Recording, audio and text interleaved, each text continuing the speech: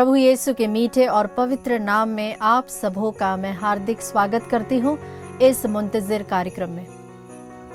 मेरे प्यारे भाइयों और मेरी प्यारी बहनों, आगमन के इस पवित्र समय में हम सब मुंतज़िर कार्यक्रम के माध्यम से प्रभु के वचन की प्रतीक्षा, तैयारी और आनंद में जुड़ते जा रहे हैं। आज भी मैं आपका स्वागत करती हूँ कि आप इस आत्मिक संगति का हिस्सा बने। और जैसा कि मैं हर दिन कहती हूँ, यदि आज के संदेश से आपको कोई आत्मिक लाभ मिलता है, प्रेरणा मिलती है, या कोई भी चीज जो आपको गवाही का कारण बनती है, या फिर प्रभु ने आपको वचनों के द्वारा छुआ, कृपया हमें कमेंट बॉक्स में अवश्य लिखें। आपकी गवाही और आत्मिक उन्नति देखकर हमें भी बहुत खुशी मिलती है और यह कई अन्य लोगों के लिए भी आशीष का कारण बन सकती है। आज का विषय जो हमने लिया है वह है प्रभु में सच्चे आनंद का रहस्य।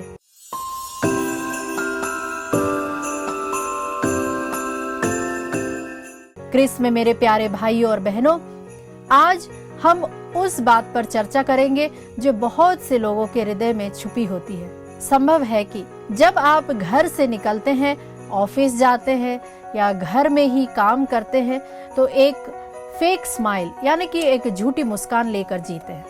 लोग पूछते हैं कि आप कैसे हैं और आप मुस्कुराकर कहते हैं बहुत बढ़िया हूँ, बहुत ठीक हूँ, मैं तो बहुत अच्छा हूँ। पर अंदर से शायद आप टूटे हुए हैं, खोखले हैं, दुखी हैं, अकेले हैं, थके हुए हैं और बिल्कुल भी खुश नहीं है। यह वास्तविकता बहुतों की है। बाइबल क्या कहती है? फिलिपियों के पत्र अध्याय 4 पद संख्या 4 में प्रभु का वचन कहता है कि प्रभु में सदा आनंदित रहो।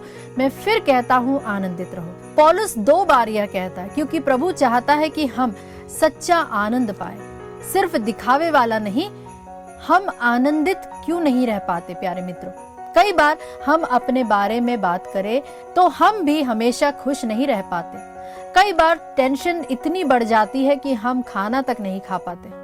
हम कहते हैं जब यह समस्या हल हो जाएगी तब मैं अच्छे से खाना खाऊंगा। सच तो यह है कि हम खुश नहीं हैं क्योंकि हमारा ध्यान प्रभु पर नहीं बल्कि अपनी तकलीफों पर है। प्रभु के वचन में इसका रास्ता भी दिया गया है। फिलिपियों के पत्र अध्याय 4 पद संख्या 5 और 6 में हमें आनंद की कुंजी, इसका समाधान या यूं कहे उसका उत्तर हमें मिलता है। सब लोग आपकी सौम्यता जान जाए, प्रभु निकट है, किसी भी बात की चिंता मत करो। यही कुंजी है।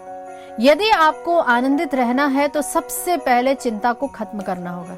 मेरे प्यारे भाइयों और मेरी प्यारी बहनों, बाइबल प्लानिंग या कल के लिए तैयारी के खिलाफ नहीं है। बाइबल चींटी से सीखने को हमें कहती है। प्रभु हमारी योजनाओं को स्थिर बनाता है, लेकिन प्रभु चिंता के खिलाफ है। चिंता क्या है? बार बार सोचते रहना, अगर ऐसा ना हुआ तो, अगर यह बिगड़ गया तो, अगर यह ठीक नहीं हुआ तो। चिंता फ्यूचर में हमें ले जाती है। चिंता कल की समस्या को तो हल नहीं करती, यही आज के आनंद को चुरा लेती है। हम दुखी क्यों हैं?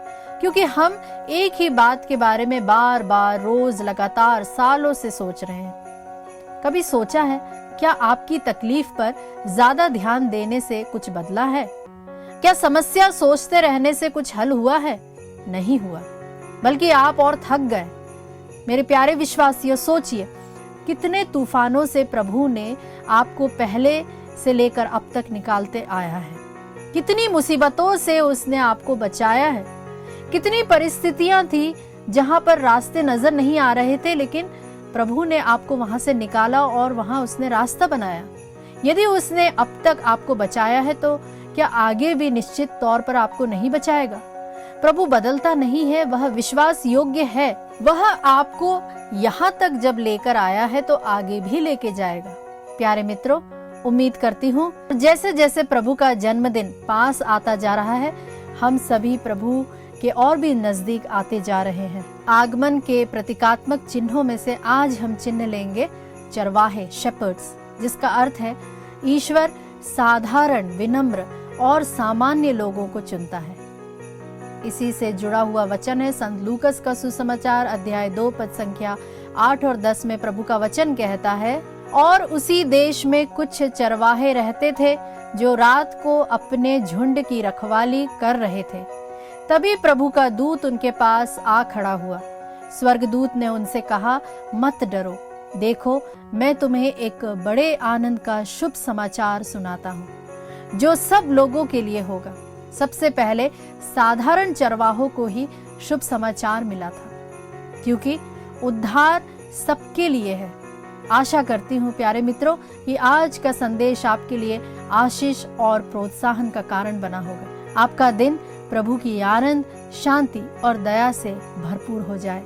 इन्हीं विचारों के साथ यदि आज के वचन ने आपको किसी भी रूप से छुआ है तो कमेंट बॉक्स में अपनी गवाही, प्रेरणा या अनुभव हमसे जरूर साझा करें। आपकी आत्मिक उन्नति को देखकर हमें बेहद खुशी होती है। जय यीशु।